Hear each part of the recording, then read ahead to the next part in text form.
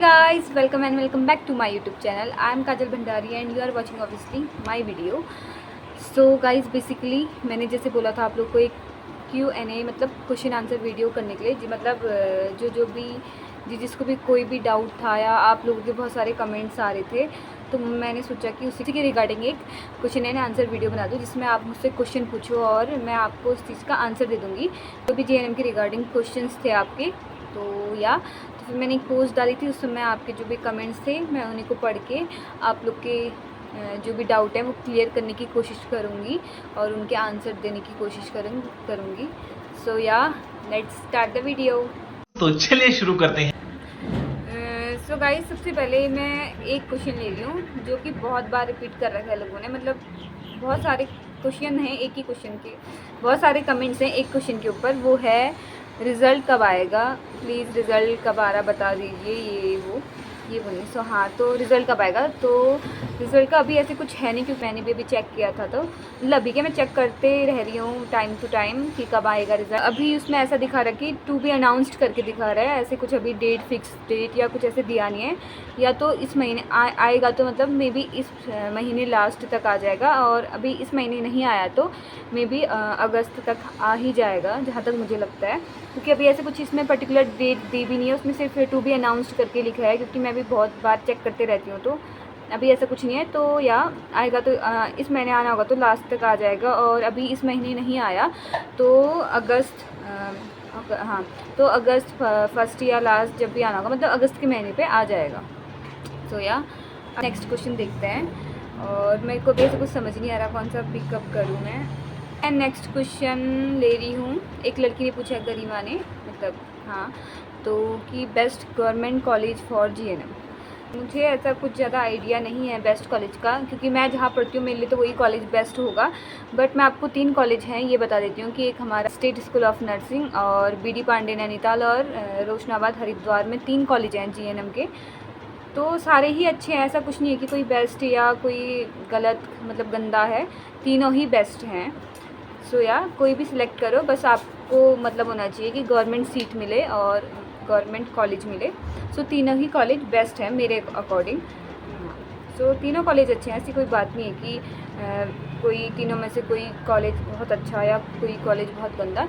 अगर आपको सिलेक्ट करना है तो आप इसकी प्रेफरेंस में सिलेक्ट कर सकते हैं कॉलेज, या जैसे आपके घर के पास में जो भी कॉलेज पढ़ रहा है घर से ज़्यादा नज़दीक वैसे कर सकते हैं, या आपकी मर्ज़ी है कोई भी करें, लेकिन तीनों कॉलेज मेरे अकॉर्डिंग बेस्ट है। सो आई होप कि क्लियर हो गया हो आपको। सो अब चलते हैं नेक्स्ट क्वेश्चन की ओर। हाय दीदी, कोई बोल रहा है कि JNM बंद हो रहा है, क्या ये सच है, कोई फ़ायदा नहीं है करके ये बोल रहे हैं सब। सो ऐसा है कि ये बात तो बहुत टाइम से बोल रहे हैं कि JNM बंद होने वाला है, बंद होने वाला है। मतलब जब हमने भी भरा नहीं था पेपर उससे पहले से बोल रहे थे कि ये लास्ट बैच है, इसके बाद से JNM बंद हो जाएगा। सो अभी तक तो हुआ नहीं है, तो अब मैं कुछ बोल भी नहीं सकती कि बंद हो जाएगा या जो भी है। और ऐसा भी नहीं है कि फ़ायदा नहीं है, ऐसा कुछ नहीं है। बस ये है कि जो JNM है वो डिप्लोमा कोर्स है, इसको हम डिग्री में करने के लिए 2 साल का पोस्ट BSc कर सकते हैं या 2 साल एक्सपीरियंस ले सकते हैं हॉस्पिटल पे। फिर जैसे हमने 2 साल का एक्सपीरियंस लिया या पोस्ट BSc कर लिया तो हम इक्वल हो जाते हैं डिग्री के। तो ऐसा कुछ नहीं है कि अभी बंद होगा, क्योंकि ये बात तो बहुत टाइम से बोल रहे हैं, और आई डोंट थिंक कि बंद होगा।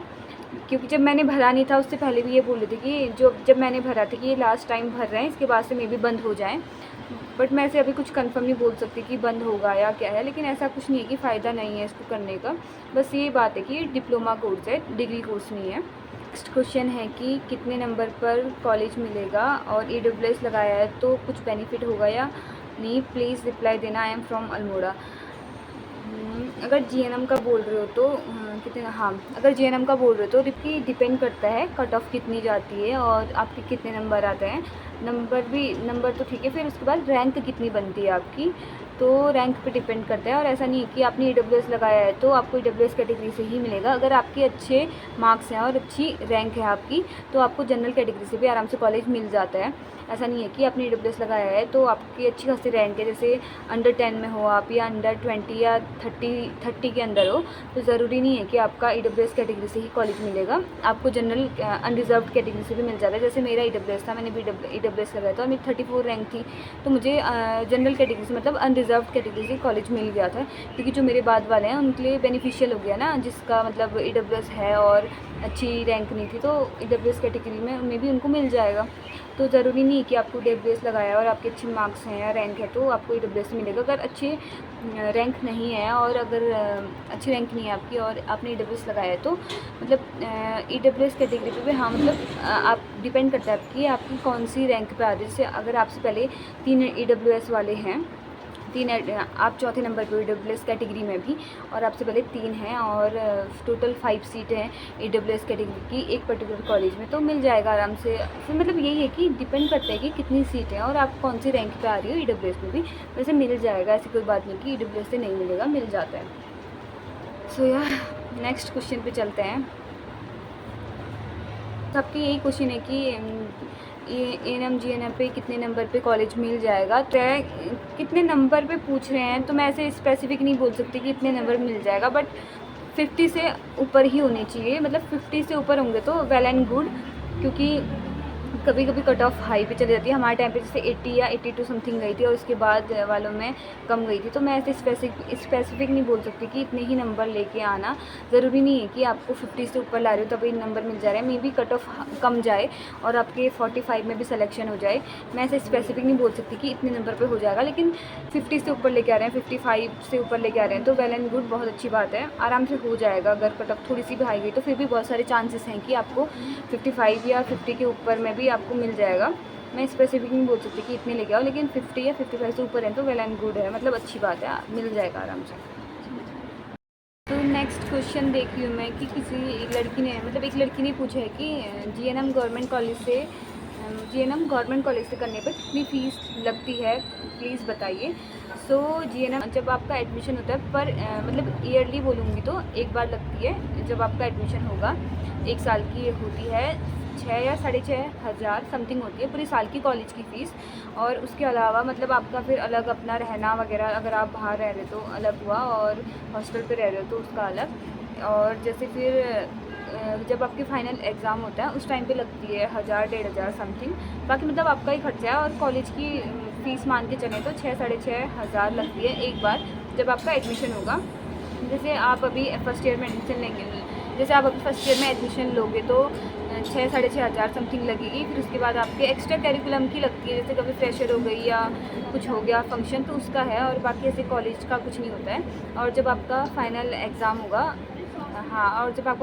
होगा उस टाइम पे पड़ती है 1,000 और 1,500 समथिंग। या फिर जैसे आप सेकेंड ईयर में जाओगे तो फिर सेकेंड ईयर की पड़ेगी वही सेम 6 या 5 समथिंग ऐसे ही पड़ती है। बाकी ऐसा कुछ नहीं है, कॉलेज की बहुत ज़्यादा फ़ीस है, 6-6,500 में हो जाता है 1 साल कॉलेज की फ़ीस। तो यहाँ कॉलेज की ऐसी कोई ज़्यादा फ़ीस नहीं है। सो अगला क्वेश्चन है, एक लड़की ने पूछा है कि GNM का कोर्स हिंदी में होता है या इंग्लिश में होता है। तो जो GNM का कोर्स है वो होता है आपका इंग्लिश में।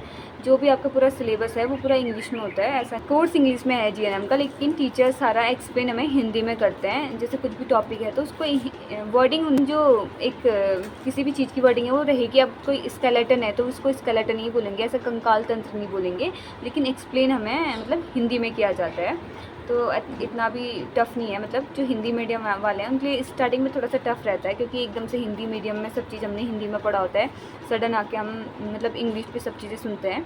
लेकिन धीरे धीरे फिर आदत हो जाती है तो फिर ठीक हो जाता है।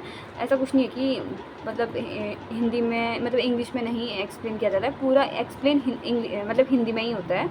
तो हाँ मतलब कोर्स इंग्लिश में, लेकिन एक्सप्लेन सारा हिंदी में है। और लिखना लेकिन आपको पेपर वगैरह में सब चीज़ में आपको इंग्लिश में लिखना होता है, आप हिंदी में नहीं लिख सकते क्योंकि कोर्स इंग्लिश में है। सो नेक्स्ट क्वेश्चन है, एक लड़की मतलब किसी ने पूछा है, हेलो दी ये बताइए कि जब काउंसलिंग कराते हैं तब फ़ीस कितनी देनी होती है हर राउंड में, मतलब का फ़ीस पड़ती है।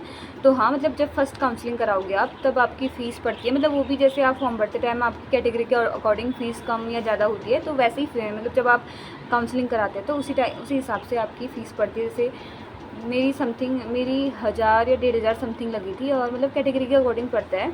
और जैसे आपका फ़र्स्ट काउंसलिंग में फ़ीस पड़ गई, तो आपका जब दूसरी काउंसलिंग कराओगे, अगर आपको फ़र्स्ट नहीं मिली तो आप जब दूसरी कराओगे तो फिर उसमें नहीं पड़ती है, एक ही बार आपकी फ़ीस पड़ती है। वैसे भी 2 ही काउंसलिंग होती हैं, तो एक बार पड़ती है फ़ीस, दोबारा नहीं पड़ती। फिर दोबारा आप बिना फ़ीस के भी काउंसलिंग करा सकते हैं, क्योंकि आपने पहली बार दे दी, तो एक ही बार पड़ती है और कैटेगरी के अकॉर्डिंग पड़ती है। वो आपको जब भी आप काउंसलिंग कराने जाओगे या कराओगे फ़ोन से, तो आपको मतलब एक दे देते हैं उसमें पूरा स्केच। हाँ, एक और क्वेश्चन था, मेरे को भी याद आ रहा।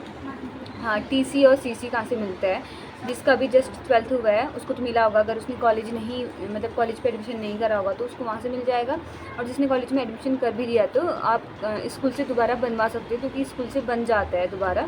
और जिसका जैसे कॉलेज पे 2nd ईयर 3rd ईयर है और वो कॉलेज अब छोड़ना चाहता है, तो वहाँ से भी निकलवा सकते हो, या कॉलेज पूरा हो गया तो आप कॉलेज से निकलवा सकते हो। अगर अब कॉलेज से नहीं निकलवाना है, कॉलेज कंप्लीट करना है, तो आप स्कूल से बनवा सकते हो।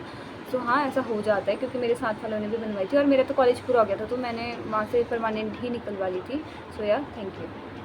तो या गाइज़, मतलब आप लोगों के इतने ही क्वेश्चन आए थे और मुझे ज़्यादा कुछ मिला नहीं, तो जितने मेरे को मिले मैंने दे दिए। ज़्यादा क्वेश्चन आपकी यही थे कि रिज़ल्ट कब आ रहा, कोर्स हिंदी पे होता है या इंग्लिश पे होता है, और बेस्ट कॉलेज, ये सब चीज़ें। तो जितना जितना आपने पूछा था मैंने लगभग सारा बता दिया। और थोड़ा बहुत मैं ये बता देती हूँ अपनी साइड से कि रिज़ल्ट आएगा, उसके बाद आपकी काउंसलिंग होगी। 2 बार काउंसलिंग होती है, और फर्स्ट वाली काउंसलिंग पे ही आपके पैसे लग जाएंगे जितने भी लग रहे होते हैं। उसके बाद सेकेंड वाली काउंसलिंग पे नहीं लगता है। और फिर जो भी आपका एडमिशन का प्रोसेस होगा, या क्या क्या डॉक्यूमेंट लगना है, या मतलब कैसे कैसे एडमिशन प्रोसेस है आपकी, उस पर मैं एक वीडियो बना दूँगी, क्योंकि अभी ये वीडियो बहुत ज़्यादा लंबी बन जाएगी। सो या उस वाले पे मैं दूसरी वीडियो बना दूँगी। अभी भी आपको अगर कोई क्वेरी है या मतलब डाउट क्लियर नहीं हो रहा है, तो आप कमेंट कर लेना, मैं आपकी रिप्लाई करने की पूरी कोशिश करूँगी। तो गाइस, अगर आपके लिए मेरी वीडियो थोड़ी भी हेल्पफुल रही तो like and share and comment करें।